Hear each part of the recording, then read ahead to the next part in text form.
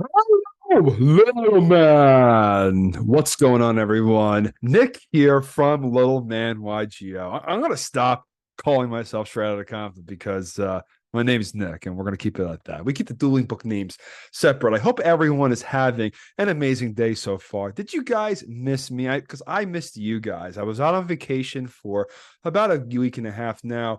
I was in Paris for a week, and then we were in Amsterdam for a couple days after that. So my brain is obviously mashed potatoes, but we're back here with another Amaryllis video, not just any Amaryllis video. This is a RBET 19th place finish with Amaryllis Chaos Return. Congratulations to the pilot, Matthew Williamson, who's also in the Amaryllis Discord, for such an impressive finish with such a unique take on the deck. Now, before we go any further, I just got to say, we are at 128 subscribers so far.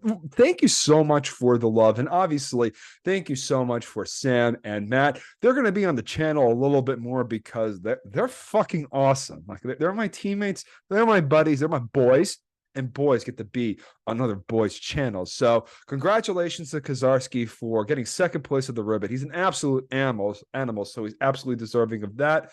And also, so like and comment, subscribe. I'm just going to wait real briefly as you do so. Great. Now we hit 130. So thank you so much for the subscription there. And obviously, I want to start doing this on any Amaryllis related video. Is just see over the prices of this because we got to go to the moon, baby. We see a heavy play at 34, 35. They're 38, 39, $40 for online companies. Come on, guys.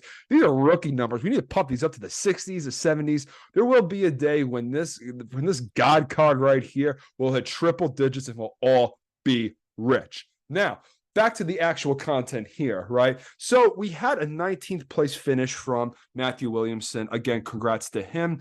He went 6-2 at the RBET down in Orlando with Amaryllis Chaos. Now, a couple of things about this list. It's very similar to the tomato list I posted about a couple of weeks ago. He also shared with me that he got a little inspiration from that. So I appreciate you, Matthew, for that shout out and for the deck profile on the Crow's Nest channel. I'll link that into the description below because you could hear his words and not my thoughts. So couple things right up the bat. He's on the tomatoes as the plant engine and the loop right into Violet Witch, Sangan, and Gale.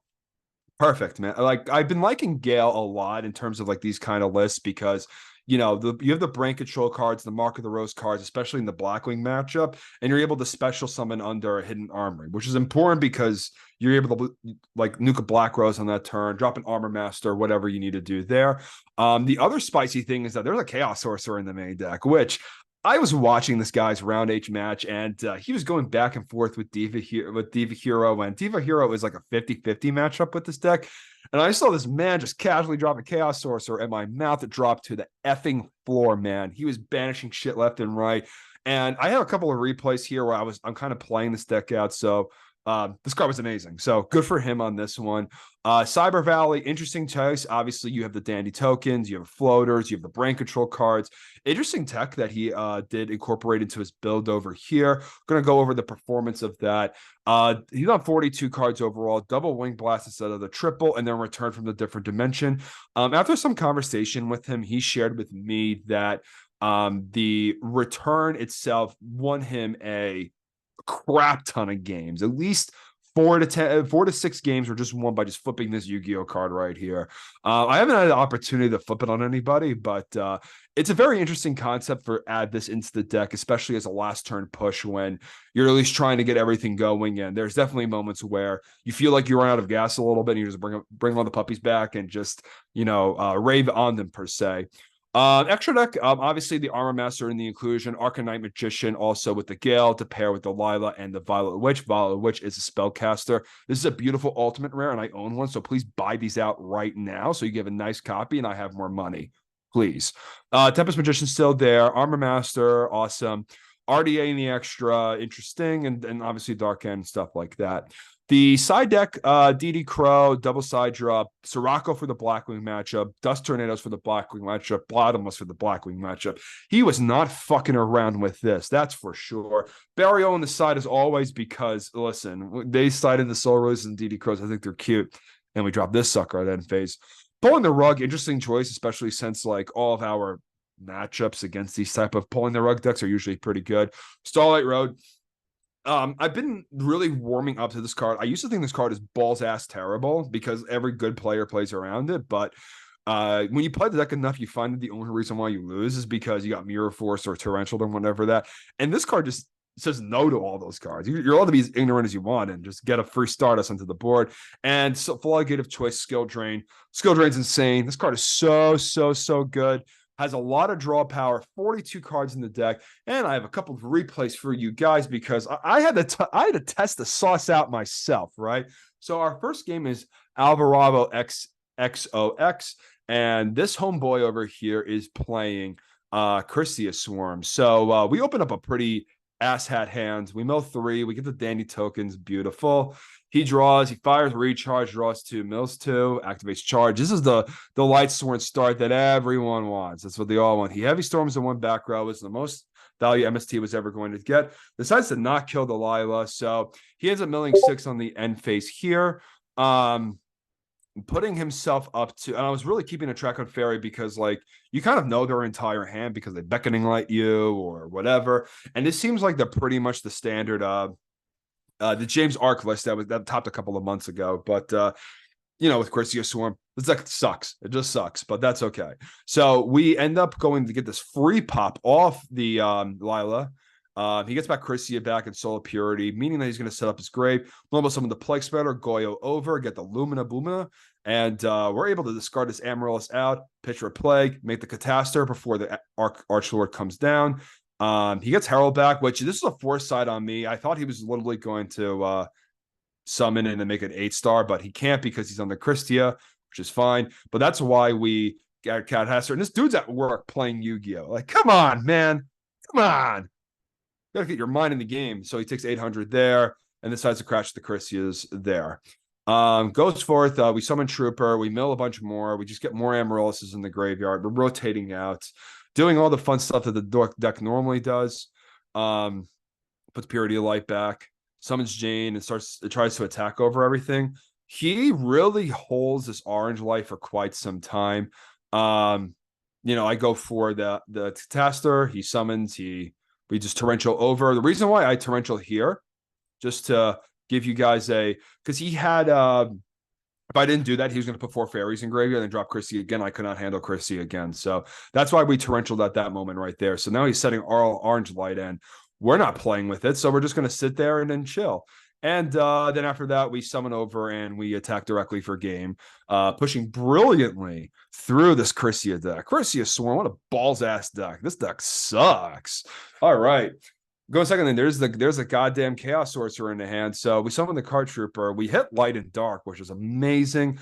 He honors the Card Trooper, which means that he needs it to touch down. So I drop the Chaos Sorcerer immediately, take the name out of the graveyard. He ends Mystic Tomato to attack over and attack for 23. Probably should have milled out there. I mean, if we banished anyway, he was going to have 4 fairies in graveyard, one way over another from the Purity of Light. So, obviously the Chrysia touches down, and our hand like just blows ass. Like we have the double double Titanium Cluster Amaryllis special with no trade in. This is those hands. And I say to him that I have a response because he had 4 fairies in graveyard, and there's no other reason why you would do that. And then he would crash over. So this guy had like some paying attention issues when we were going through the game. But that's all right. And then we do this. Now moving on to the next game, I go first. He sides in Oppression. I don't know why the Chrysia Lightsworn decks do this. I think it's not good when they do this. Whenever they flip it up, I know that I'm not going to get like JD'd or Christia or anything like that. But his hand sucks balls. So we have a excuse me. Sorry, I got a little cough right there. Caught something in Amsterdam. Who knows, right? It's not herpes, but it's one of those other things. So we set the world right here. We heavy storm. I was not paying attention for a moment, so I was said go on DP, destroy the sets, and he tries to fight me on this, and like, come on, this is dueling book, and then he scoops because he knew that he could not win the game without anything else. Next matchup here against Idle Wild here. All right, so we lose the die roll. He goes first, and he's playing it looks like a reptilian quick draw deck that looks like the Joshua Schmidt shit, as I call it. But we think this is Greco because why not? So that's why we put the Dandelion face down. He summons that out, goes to the battle phase and attacks. Go double dandy, and then I set up for my Cyber Valley, but we traded over the Amaryllis. We hit Lone Fire Blossom, which is absolutely crazy. And then we go over to Titania and start attacking. We aim not to attack the set because we don't want to run into like Hamster or anything weird. For some reason, he didn't like flip Eater first and then it get destroyed and then bring back and then Black Rose Dragon. So not sure what he was thinking there, but he was trying to clear everything. He just burned all of his targeting stuff and we tributed everything. So we're free. If he puts a back row behind, you think that it's usually like, or he's burning all of his negates. It's because there's like a deep prison or a compulsor or whatever the hell. So I go and I normal summon the Dandelion. It also insulates against Torrential a little bit. So we get a nice little plus there. And we don't care because we're ready to roll back into Titania again next turn with the Hidden Armory. He armories out. We get this. We mill Violet Witch, activate DDR, discard the Necrogardener, flip everything to attack, and just start beating his face in. Because now we need to start like doing some serious damage here, or else like this Drill Warrior is going to come back and be a monster pain in the ass for us. So we can't have that. But he brings back the Breed Dragon, discards himself to banish him, and then he's going to just instantly Black Rose Dragon into the field. He had to burn through it at some point, but the good news here is that he's at like 800. So this game is kind of hella over like really quickly. We hit Allure, which is hitting the trade in Amaryllis, which draws 2 more cards. I really like Allure in this version over here, especially when you do have the 9 Darks in deck. It allows you to play towards return a lot harder, as well as like just being like an all-around good draw card. Like being able to play trade in Allure, amazing. So we end up like setting this, and then we bring back both of the Amaryllises, and then the writing's on the wall. It doesn't matter what he does, unless even if he brings out Plasma, the game is hella over. Game number 2. So we move over to this. He sets and passes. We get the Lila. We trade in there. We don't want to run into an attack, and we were able to set that, but we sniped the Torrential there, and we mill 3, get the Amaryllis back. This guy has DD Crows galore in his hand, and guess what? I forgot the side and burial again because I'm fucking bad. You sometimes just forget.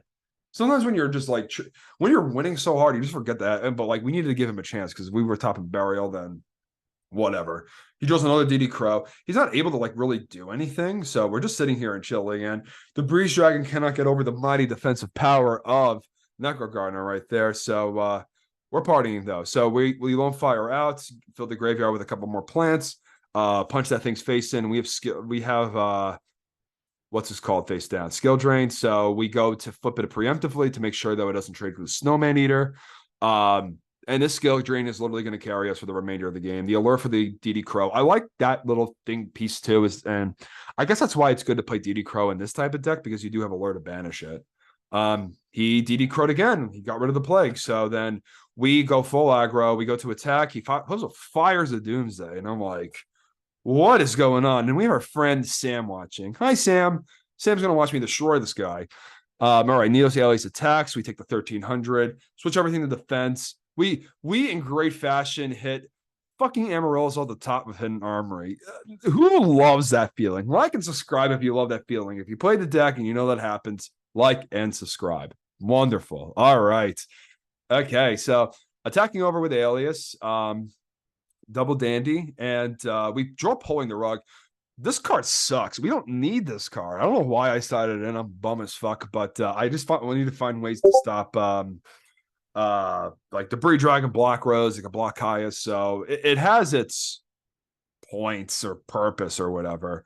Tomato comes down, we attack over. Vasky comes down to resolve the tokens. This card's really cool. I like this card a lot. 1200 over, we get the Sangan out of the deck. Attack for 200, attack for 1000.